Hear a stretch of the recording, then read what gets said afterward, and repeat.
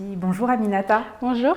Alors, bonne défense, c'est ne rien lâcher, peu importe le score et peu importe ce qu'il est en train de se passer sur le terrain. C'est ça? C'est ça, exactement.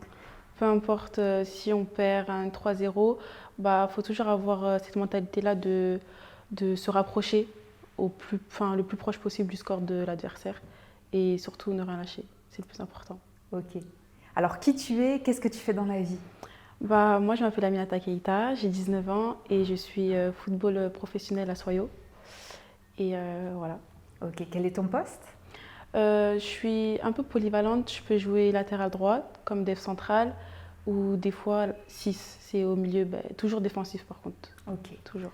Alors, moi, il y a une question que je t'ai posée. Je t'ai dit, Aminata, pardon. Qu'est-ce qui fait qu'un défenseur, il a besoin aussi d'avoir ce côté attaquant dans son poste? Moi qui n'y connais rien en foot, je te disais, mais un défenseur, en fait, explique-moi en quoi il a besoin d'être offensif, parce que c'est ce que tu me disais. C'est ça. Pourquoi un défenseur a besoin d'être offensif? Parce que même si notre poste c'est défendre, faut toujours garder cet état d'esprit qu'il faut tout d'un coup attaquer. Exemple, si on perd la balle vers le milieu de terrain, notre mentalité, ça ne sera pas de redescendre vers notre camp, mais il faudra plus pousser l'équipe vers le haut pour aller marquer. Donc c'est pour ça qu'on a ces deux aspects-là, défense mais aussi attaquer. Ok.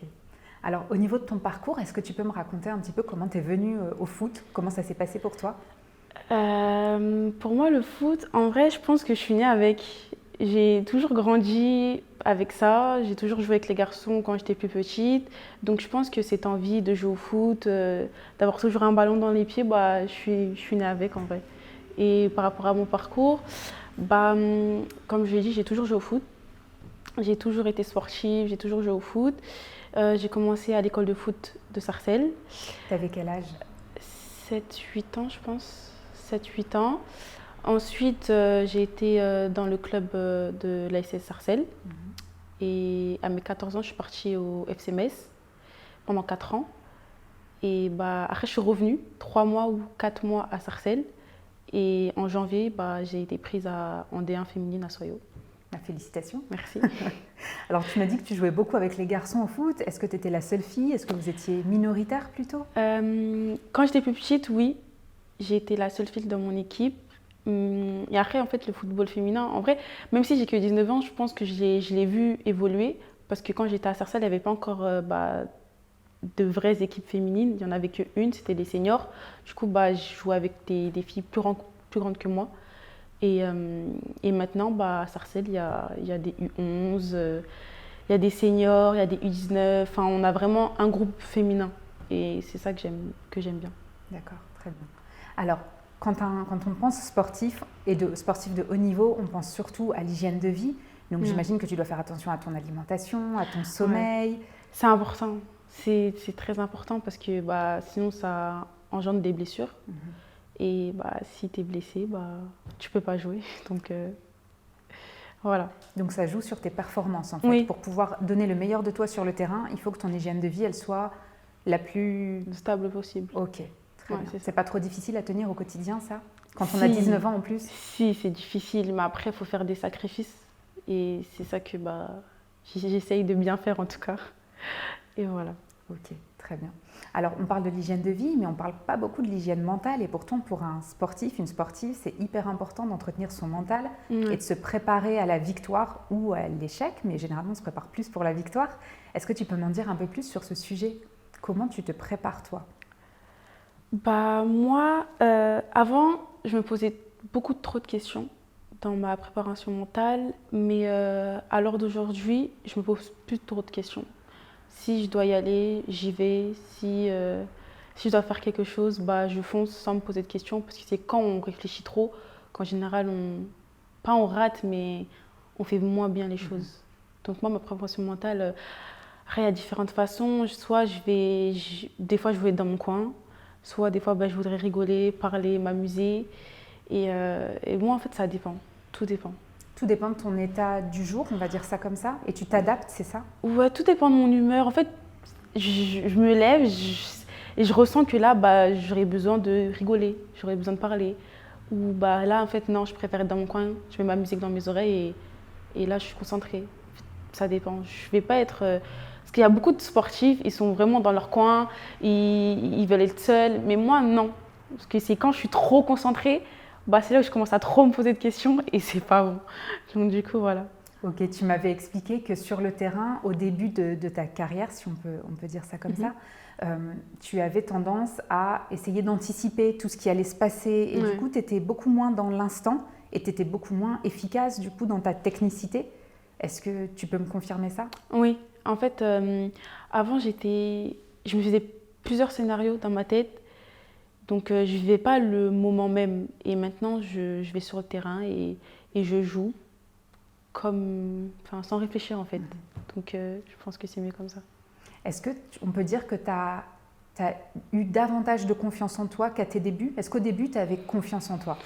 Non, au début, j'avais pas du tout confiance en moi. Je me rabaissais tout le temps toute seule. Je me disais toujours, je vais pas y arriver, je vais pas réussir. Mais pour des trucs tout petits, peu importe. En gros, il y avait un exercice. Je sais que je peux réussir, mais je me mettais toujours le doute. Et avec le temps, et aussi le fait de jouer avec des filles plus grandes que moi, ça m'a fait vraiment grandir mentalement.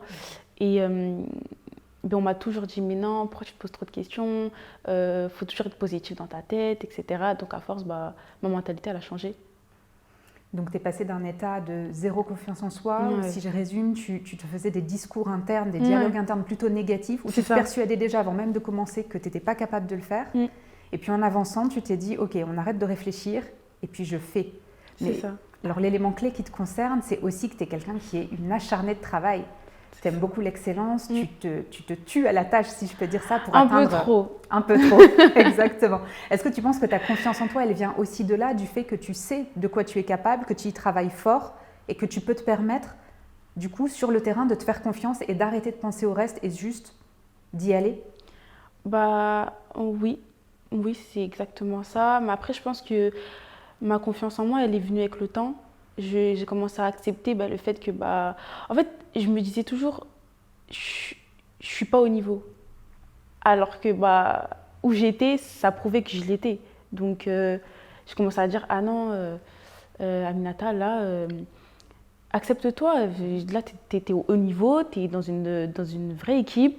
Dis-toi que si, tu es comme les autres en fait. Si tu es ici, c'est que tu es arrivé au même niveau que les autres. Peut-être qu'il y a des filles plus avancées que toi, mais ces filles-là, tu vas les rattraper tôt ou tard.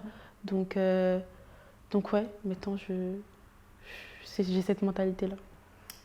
Comment tu gères, parce que travailler et être sportif de haut niveau, ça te fait te confronter à des douleurs, à des stress peut-être avant des matchs, à des blessures. Comment tu gères tout ça? On va parler de ma blessure du coup. J'ai, je pense, la plus grosse blessure d'un footballeur, les ligaments croisés. Et comment cette blessure, je l'ai gérée? Je pense que je l'ai bien gérée, dans le sens où je l'ai vite acceptée. Et je pense que pour un footballeur ou une footballeuse, faut accepter la chose. Si là, tu t'es blessé, si là, tu as échoué, si là, tu as perdu, accepte, relève-toi et avance. Et moi, je suis beaucoup dans cette mentalité-là. C'est très dur, mais il faut avancer. Je ne peux pas rester dans le passé. Tôt ou tard, de toute façon, je reviendrai sur le terrain. Donc, voilà. Si je comprends bien, il faut apprendre à lâcher prise sur les paramètres que tu ne contrôles pas. Tu t'es blessé, c'est quelque chose que tu ne contrôles pas. Non. Par contre, un point sur lequel j'aimerais revenir, que tu m'avais mentionné, c'est que finalement, tu as réussi à trouver du positif dans cette blessure en te disant, là, en fait, grâce à mon kiné, qu'on salue d'ailleurs au passage, salut Joe, grâce à ton kiné, eh bien, tu as pu travailler des muscles que tu ne travaillais pas peut-être aussi profondément sur le terrain. Et aussi, tu m'as dit, en fait, je peux voir ma famille maintenant. J'ai décidé de faire mes soins proches de ma famille pour pouvoir profiter d'eux. Donc finalement, j'ai réussi à rééquilibrer les choses dans ma tête et à me dire que voilà, les choses que je ne pouvais pas contrôler, c'était cette blessure. Par contre, je peux contrôler ma manière d'y faire face et en tirer du positif en étant à côté de ma famille. C'est ça. Maintenant, je suis très dans le positif. Peu importe ce que je vais vivre, peu importe les étapes que je vais franchir, je vais toujours sortir du positif dans le négatif. Parce qu'en fait, c'est ça qui me permet de garder la tête froide.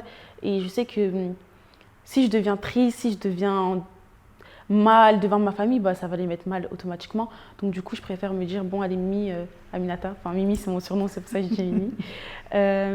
Avance, c'est pas grave.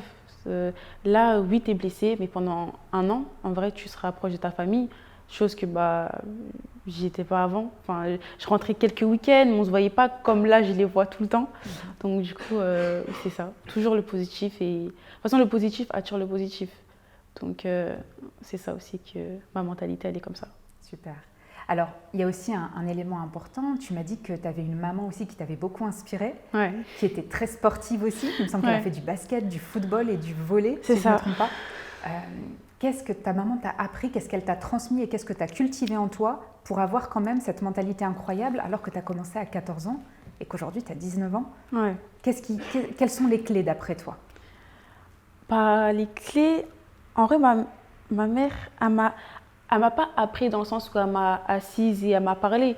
C'est la façon dont elle est tout court, je l'observe beaucoup. Et c'est vraiment un sujet sensible. Ma mère, c'est tout. C'est vraiment tout pour moi. Elle est tout le temps là pour moi. Même quand j'étais pas bien dans tous mes moments, elle a tout le temps été là. Et je pense aussi que c'est grâce à ça que j'arrive à ne pas lâcher.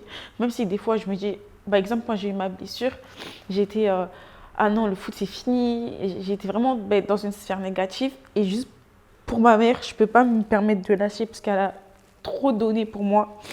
Et du coup, comme je disais, elle m'a pas assise et elle m'a pas parlé. Elle m'a juste montré en fait que dans la vie, oui, il y a des échecs, oui, c'est dur, mais il faut jamais lâcher. Et c'est ce que je fais et c'est ce que je vais toujours faire. Tu dis, enseigner, c'est pas forcément asseoir et expliquer Non. des choses. Je pense que le meilleur des enseignements, c'est l'exemplarité. C'est ça. Et ta maman, elle a été exemplaire et elle l'est toujours. Ouais. Et elle t'a donné plein de clés incroyables pour pouvoir cultiver ce mental qui est quand même extraordinaire et hors norme. Aminata, on avait parlé de la réussite et de l'échec aussi. Qu'est-ce que c'est réussir pour toi? Réussir pour moi, c'est atteindre mes objectifs. Parce qu'il faut toujours se fixer des objectifs. Et si je les atteins, je pense que c'est que j'ai réussi. Et pour moi, c'est ça, réussir. Et comment tu qualifierais l'échec? Est-ce qu'il y a de l'échec pour toi, dans un sens ou dans l'autre? Pour moi, non. Pour moi, il n'y a jamais d'échec. Parce que quand tu échoues, tu apprends. Donc moi, l'échec, je ne le prends pas comme un échec. Donc non. Pour moi, ça va toujours m'apprendre quelque chose. Donc je ne vais pas me dire « Ah non, là, j'ai échoué ». Je vais me dire « Ah non, là, j'ai appris quelque chose ». Si par exemple, sur le terrain ou en entraînement, tu te rends compte que tu as échoué dans le sens où tu n'as pas réussi à atteindre un objectif d'excellence que tu t'étais fixé, qu'est-ce que tu vas faire pour y pallier? Je vais continuer à travailler pour réussir cet exercice. Et c'est comme ça. Mais encore une fois, avant, je n'étais pas du tout comme ça. C'est vraiment, en fait, il faut mentalement se pousser à devenir comme ça. Parce qu'on ne peut pas devenir comme ça du jour au lendemain. Il faut vraiment avoir confiance en soi, accepter l'échec et se dire, bon, là, j'ai échoué, mais demain, je vais travailler pour réussir. Et il faut vraiment avoir cette mentalité-là, que ce soit dans le foot, dans la vie de tous les jours, parce que je suis comme ça aussi dans la vie de tous les jours. Donc, dans les deux cas, il faut toujours accepter et ça va aller, en fait. Je vais travailler, je vais réussir. Et c'est ça qu'il faut avoir comme mentalité. Sportif ou non sportif, en vrai. C'est pareil. Est-ce que tu penses qu'il est important d'avoir des ambitions très grandes? Faut avoir des ambitions, c'est normal. Après, très grandes, ça dépend. Moi, je sais que je vois grand tout le temps. Je vois toujours grand et je sais que ça m'aide. Parce que même si c'est trop grand, ça me pousse en fait vers le haut. Et je sais que à force de me poser des objectifs, je sais que ces objectifs, je vais les atteindre, que ce soit trop grand ou pas assez en fait. Il faut toujours avoir de l'ambition dans la vie parce que sinon, on ne peut pas avancer. Je ne sais pas comment on fait pour avancer si on n'a pas cette ambition-là. Tu avais dit aussi que pour toi, la réussite et l'échec étaient liés, que l'un n'allait pas sans l'autre. Est-ce que tu peux m'en dire un peu plus? Pour moi, c'est lié. C'est comme j'ai dit, si j'échoue à quelque chose, j'ai finalement savoir le refaire et réussir. Donc, ça va devenir une réussite. Donc, en gros, c'est pour ça que pour moi, il n'y a pas d'échec sans réussite et il n'y a pas de réussite sans échec. Donc, il ne faut pas avoir peur d'échouer, il ne faut pas avoir peur non plus de réussir. C'est bien quand on réussit. Mais si on échoue, on relève la tête en fait. On ne reste pas dans cette sphère négative Et faut toujours apprendre de l'échec et être plus fort et plus grand. Donc pour moi, les deux, ils sont beaucoup, beaucoup liés. Et est-ce que tu penses que, ou du moins est-ce que tu as constaté dans ton évolution que quand tu voulais aller vers quelque chose de plus grand, de plus exigeant, ça te demandait de passer par un stade de difficulté, de douleur, de travail plus acharné que d'habitude? Est-ce que tu as constaté ça dans ta progression? Bah oui, je le constate encore. Exemple, moi, mon plus grand rêve, c'est de devenir une vraie footballeuse, une footballeuse vraiment de haut niveau, qu'on peut entendre partout. Et je sais que pour atteindre cet objectif-là, je vais devoir passer par plein de petits chemins. Bah déjà là, il y a un long chemin à parcourir, mais je sais que ce chemin, je vais le passer. Et il y aura toujours en fait pas des obstacles, enfin si en fait, des obstacles à passer. Et ces obstacles-là, il faut les passer avec la tête haute et toujours avancer, ne jamais reculer. Et même si on stagne, c'est pas grave, parce que je vais stagner dans ma carrière, c'est sûr à 100% que je vais stagner. Mais il ne faudrait pas que je reste trop longtemps. Aminata, s'il y avait des conseils ou des clés que tu donnerais pour continuer à se challenger, pour continuer à avancer, à évoluer, à progresser, qu'est-ce que ce serait? Si on a un grand rêve, foncez et n'écoutez pas ce qu'il y a autour de vous. N'écoutez pas, parce qu'il y aura des gens qui vont dire « Ah non, tu rêves trop grand, ah non, c'est impossible, ah non, si, ah non, ça ». Si vous voulez ouvrir un business, exemple, foncez, qu'est-ce qui vous en empêche en fait? Il n'y a personne qui va vous dire que vous n'allez pas réussir parce qu'eux-mêmes en fait ne le font pas. Donc n'écoutez pas tout ce qu'il y a autour de vous. Si vous voulez faire quelque chose, faites-le. Il y aura encore, comme j'ai dit, il y aura, comme j'ai dit, des obstacles, mais en fait ces obstacles-là, il faut savoir les passer. Et même si à ce moment-là vous n'arrivez pas à le passer, c'est pas grave, continuez et vous allez réussir en fait. Et donc moi, mon conseil, ça serait de foncer, n'écoutez pas ce qu'il y a autour de vous. Et un jour ou l'autre, vous allez réussir. Avec le travail, bien sûr. Parce que sans travail, il n'y a pas de réussite. Donc voilà. Ok, très bien. Merci Aminata. De rien. À bientôt. À bientôt.